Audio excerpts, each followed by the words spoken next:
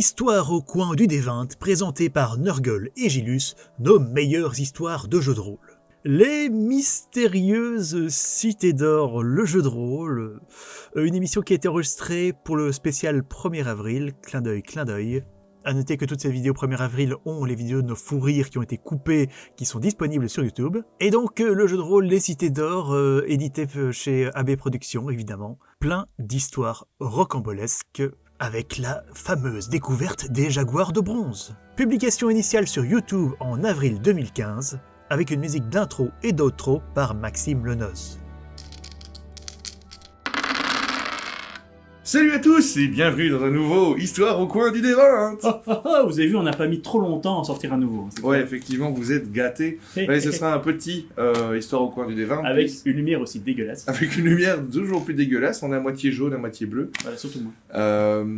Donc, bière du jour. La bière du jour, oui, avant de parler du sujet très spécial. C'est très une qu'on n'a pas encore faite. Non, elle est assez rare.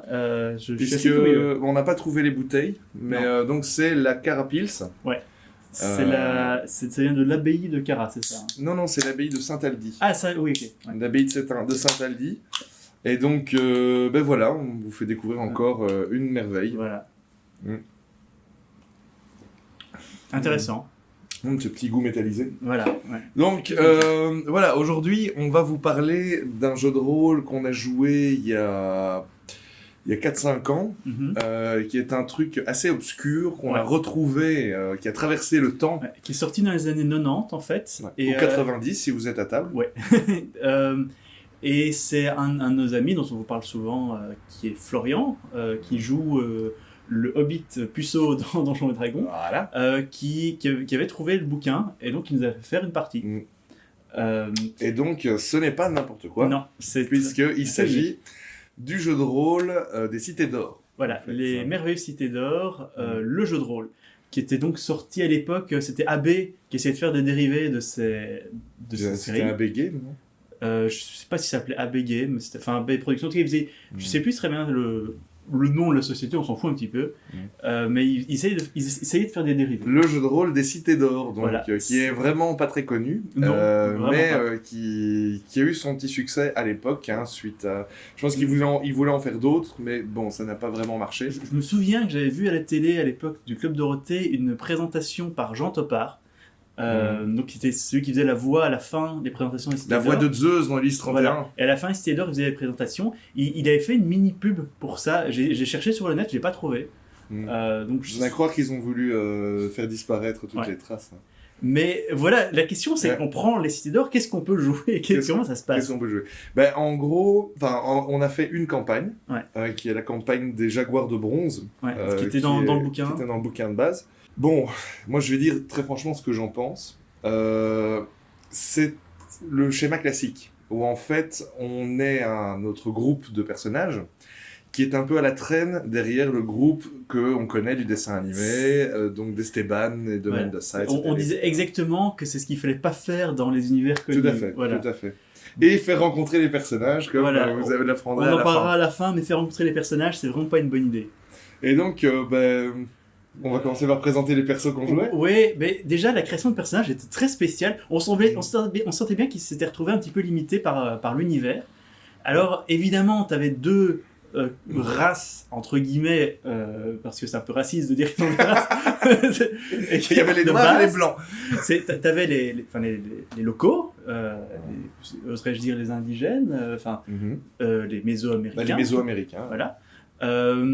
Et les conquistadors. Ça, c'était vraiment le truc de base. Et tu pouvais jouer des Olmecs, non ? Voilà, et en fait, il y avait deux races optionnelles, et Florian avait dit qu'on pouvait jouer ce qu'on voulait, donc on l'a fait. Et il y avait entre autres les Olmecs. Les Olmecs, qui évidemment, c'est assez spécial parce que tu dois jouer un traître Olmec. Vous voyez, les Olmecs, c'était... il faut peut-être rappeler aux gens que sont les Olmecs. Les Olmecs, tu y vas ? C'est des extraterrestres, non ? Non.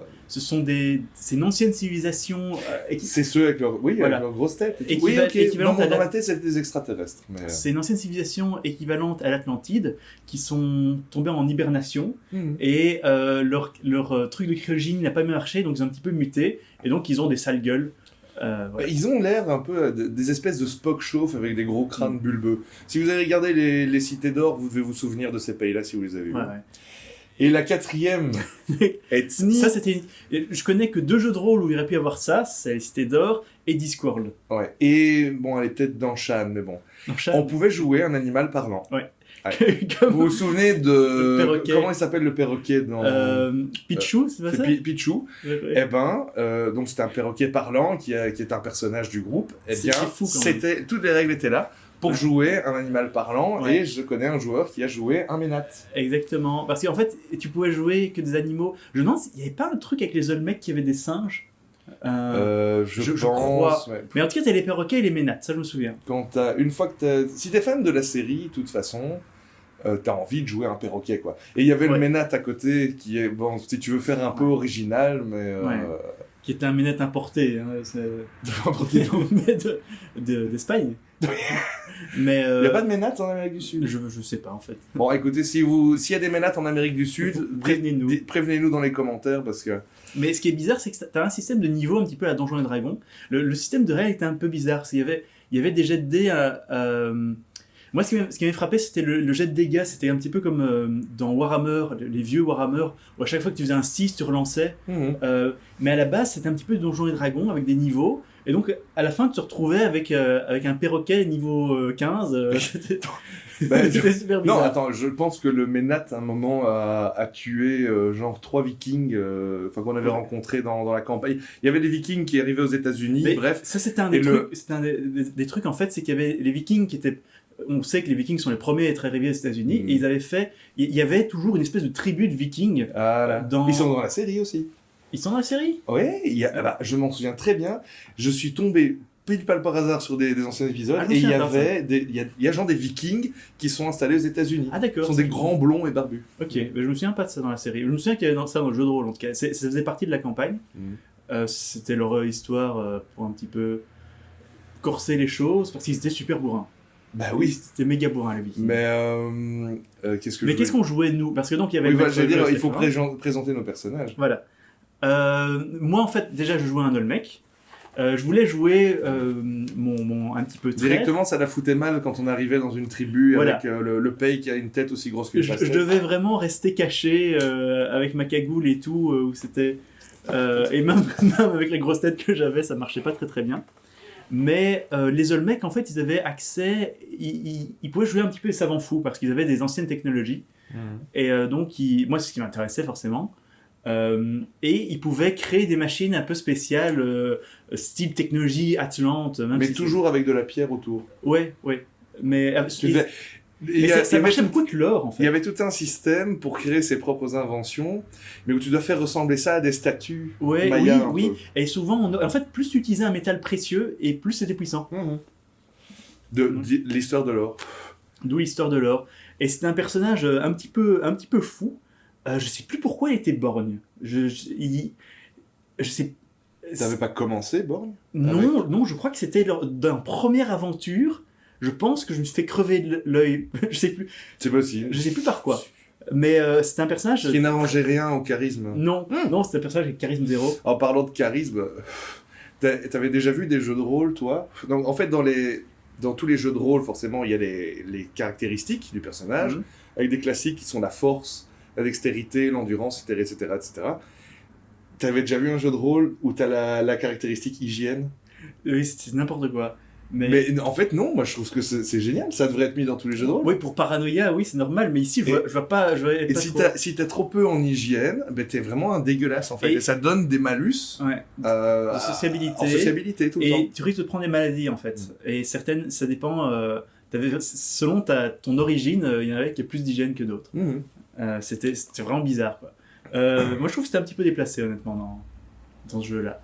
Mais voilà, mon personnage c'était un savant fou et j'ai fabriqué. Mon but, j'ai jamais eu le temps de le faire, mais mon but c'était de faire un chariot en or pour transporter les gens. Bien qu'on a trouvé un autre système pendant le jeu, on va raconter après. Moi en fait, je voulais jouer donc quelqu'un venu du continent européen et je voulais pas jouer un espagnol. À un moment, j'avais pensé jouer un italien. Et du coup, je me suis dit, bon, mais qui sont les maîtres des océans aussi, les colonisateurs, machin. Et je jouais en fait un marchand hollandais qui s'appelait Loreto Vandenbroek. Et bon, tout le monde s'en souvient, je voulais avoir des bonnes caracs, et surtout, je voulais que mon personnage commence blindé de thunes.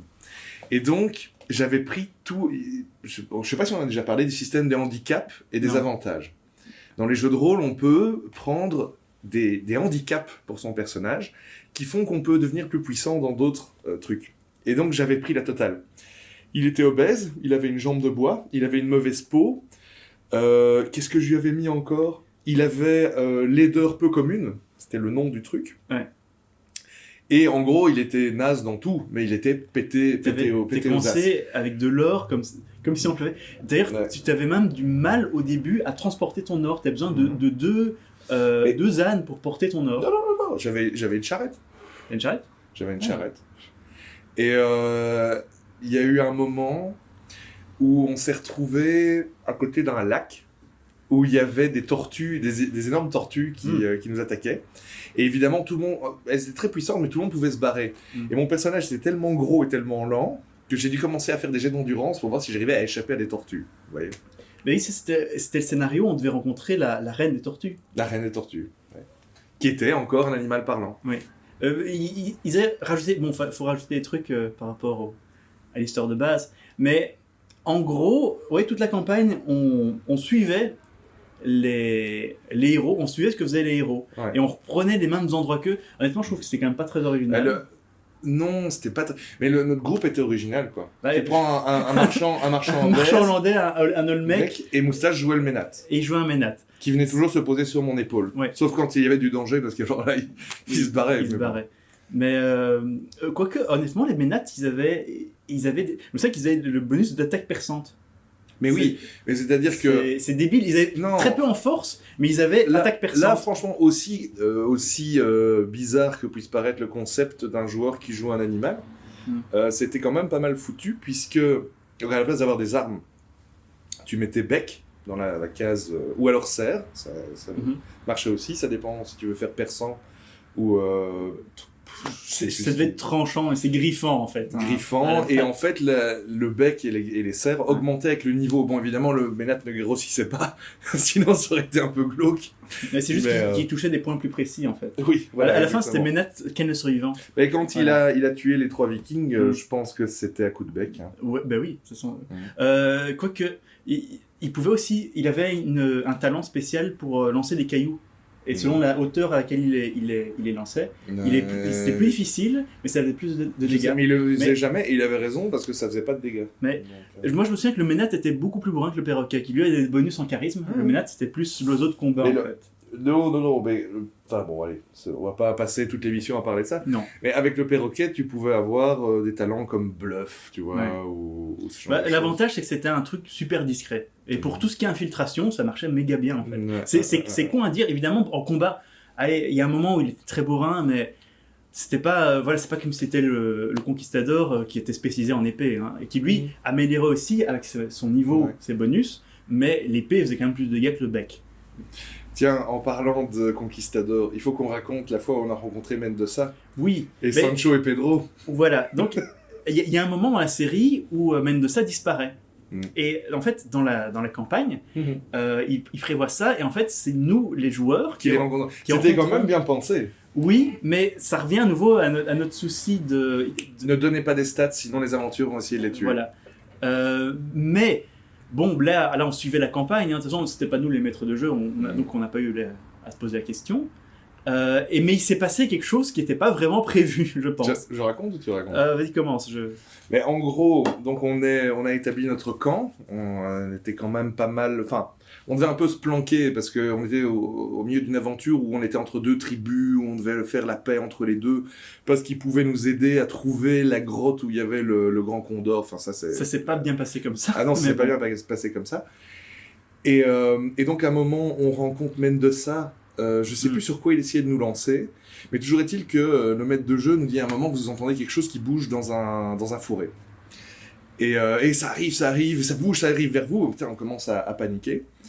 Et moi, j'avais comment est-ce qu'on appelle ? Tu mets des balles, tu tasses la poule. Un mousquet. J'avais un mousquet, et donc, ouais, le truc sort. Et directement, je tire, tu vois. Et en fait, c'était Sancho. Oui. Voilà. Et je lui ai fait assez de dégâts. Le truc, c'est que voilà. Et on a vu directement à la gueule du maître de jeu qu'en fait, j'avais tué Sancho. Donc, en gros, le maître de jeu dit, il se dit, on sent qu'il se dit que, bon, ok, il y a une balle qui va érafler Sancho, tant pis. En plus que c'est un personnage qui a des bonus d'esquive assez importants, étonnamment. Enfin, Sancho, c'est le maigre. Je les confonds tout le Et temps. Pedro, c'est le gros. C'est le maigre sur lequel celui qu'on a tué, c'est le maigre, mais je sais jamais c'est lequel. Enfin bon, quoi qu'il en soit. Ça n'a pas le truc, de nom sérieux. C'est que tu fais ton jet de dégâts, à la base, ça devait rien lui faire. Mais tu fais un 6. Ouais. Donc tu relances. Je refais un 6. Tu refais un 6. Je fais un 6. Et en gros, t'as explosé la tête de Sancho. mais comme ça. Mais ça se voit pas dans la Cité d'Or, ça, normalement. Non, ça se voit pas dans la Cité d'Or. Et puis ça court-circuitait tout le reste. Oui, l'histoire tient pas la route après. Donc finalement, on a dit qu'il était mort, on savait pas très bien. Mais le truc, c'est qu'en fait, il a inventé qu'il y avait un nouveau sidekick, un nouveau personnage qui remplaçait en fait. Ce que j'ai adoré, c'est quand Florian a fait, il a fait l'autre et il a fait Pedro. Il a fait c'est Sancho. Et son pote est mort. Et en plus, c'était notre introduction à eux, quoi. Et même de ça, genre, tu vois, non, c'est la mission. Voilà. Il a pas fait. Enfin, de toute façon, je crois que dans la série, de toute façon, il les aime pas trop. Hein, déjà, ouais, on sait pas très bien. Mais il avait joué, même de ça, assez flegmatique. Mais c'est vrai que. Ouais. Oui, t'as le Beg qui était pas content. Et donc, il nous a pas aidé. D'ailleurs, ça nous a posé des problèmes après. Ça peut poser des problèmes. Mais. Enfin bon, en plus, cette mission elle était vachement intéressante parce que c'est la mission qui nous a amené à l'endroit où il trouve le Grand Condor. Exactement. Mais ça, c'était encore pas mal. On a trouvé les jaguars de bronze. Voilà. Parce qu'en fait, en gros, t'as un moment où t'as un chemin t'as un labyrinthe et t'as deux chemins. Et en fait, eux, ils vont sur un chemin et ça les amène au Grand Condor. Ouais. Et en fait, ils sont partis du principe dans le jeu de rôle que l'autre chemin, ça t'amène aux jaguars de bronze, qui sont des espèces de motos. Technologie un peu facile parce que comme par hasard on était 3, il y en avait 3. Oui, bah ça. Bon, évidemment, le Ménat n'a pas conduit son Jaguar. Non, ça aurait été difficile. Il n'a pas, ou alors un tout petit. Mais donc, voilà, il faut un peu... Le truc, c'est que mon personnage, il a repris des morceaux du Jaguar pour faire des armes après. Ouais. Et donc, voilà, si vous avez vu un peu la série des Cités d'Or, vous voyez, le Grand Condor, c'est une machine. C'est un avion. C'est un avion, quoi. Mais moi, ce qui m'intéressait dans je crois que ce qu'on peut appeler le hangar des Jaguars de bronze, c'est qu'il y avait beaucoup de technologie et beaucoup de messages. Mon personnage, il a vraiment gagné plein de trucs à ce moment-là. Et entre autres, donc il y avait 3, et c'était décrit dans le scénario, il y a autant de Jaguars de bronze qu'il y a de joueurs. Il y avait 3 joueurs, mais il y en a un, c'était une ménate. Un piaf. Mais le truc, c'est que il pouvait pas le conduire, son Jaguar. Donc, moi, j'ai demandé est-ce que je peux reprendre les morceaux, mais il m'a dit oui, mais il m'a fait payer. Il m'a fait payer, mais tout ce que j'avais sur moi. Plus, je vais lui fabriquer. Déjà que moi, j'avais plein de pognon. En fait, au final, c'était moi le plus riche, puis t'avais l'oiseau, puis il y avait toi. Et il m'avait demandé, en fait, de construire, et ça, j'y suis arrivé à la toute fin de la campagne. Donc, ça n'a pas servi, mais le personnage l'a eu à la fin. Il m'a demandé de fabriquer un oiseau de paradis de bronze. Ouais. Avec les morceaux des Jaguars de bronze. Mais encore une fois... pour tout, un peu bancal qu'était ce jeu, il n'y en a pas beaucoup, tu peux construire ton propre familier. Ouais. Et c'était un petit peu, en fait j'avais construit un petit peu, c'était comme dans, le choc des titans, le vieux, la chouette, c'était un peu le même principe. On n'a pas encore décrit ce qu'étaient les Jaguars de bronze. Non, juste un petit détail avant, c'est que ça je trouvais ça assez intéressant, c'est que dans la pièce, il y avait un message du père d'Esteban, qui était adressé pour les gens qui venaient là.